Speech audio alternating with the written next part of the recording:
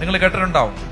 എന്റെ വായിൽ നിന്ന് ഏറ്റവും കൂടുതൽ ദൈവത്തെക്കുറിച്ച് വന്ന 3 വാക്കുകളുണ്ട്: സർവാധിപൻ, സർവശക്തൻ, അത്യുന്നതൻ. സർവാധിപൻ, സർവശക്തൻ, അത്യുന്നതൻ. We have a mighty God who is most high, all powerful, all powerful. നിങ്ങളുടെ ബോസിനെക്കാളും അവൻ ശക്തനാണ്. നിങ്ങളെ ഭരിക്കുന്ന ഗവൺമെന്റിനെക്കാളും അവൻ ശക്തനാണ്. നിങ്ങളെ ഭരിക്കുന്ന ഐഡിയോളജിയെക്കാളും അവൻ ശക്തനാണ്. സകല സാത്താന്റെ സാമ്രാജ്യങ്ങളെക്കാളും അവൻ ശക്തനാണ്. We have a mighty God.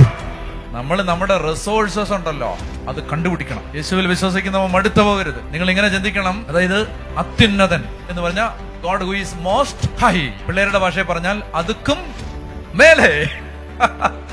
നമുക്കൊരു ദൈവമുണ്ട്, അതുക്കും മേലെ, എല്ലാറ്റിനും മുകളിൽ.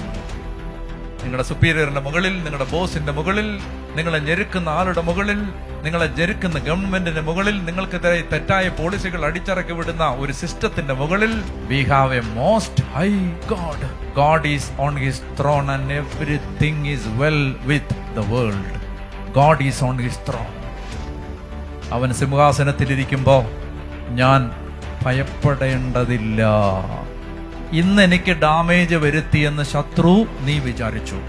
പിശാചേ, 10 ദിവസത്തേക്ക് എന്നെ ദുഃഖിപ്പിച്ചുവെന്ന് നീ കരുതി. ഇന്ന് എന്റെ കുടുംബത്തിൽ ഈ സാമ്പത്തിക തകർച്ച കൊണ്ടുവന്ന് നീ വിജയിച്ചു എന്ന് നീ തെറ്റിദ്ധരിച്ചു. നിനക്ക് കാണാൻ പറ്റാത്ത, നിനക്കറിയാത്ത അത്യുന്നതനായ ഒരു ദൈവം ഇതിന് മുകളിൽ ഓപ്പറേറ്റ് ചെയ്യുന്നുണ്ടെന്ന് നീ മറന്നുപോയി. നിനക്ക് 10 ദിവസം മാത്രമേ കാണാൻ പറ്റിയുള്ളൂ. 10 മാസവും 10 വർഷവും നിന്റെ ജന്മം മുഴുവനും കണ്ട ഒരു ദൈവം നിനക്ക് മുകളിൽ ഇരുന്നുണ്ട്, എല്ലാം ഭരിക്കുന്നുണ്ട്, എല്ലാം നിയന്ത്രിക്കുന്നുണ്ട്. വിശ്വസിക്കുന്നവർ ഉറക്കെ ഏറ്റുപറ ഹല്ലേലൂയ.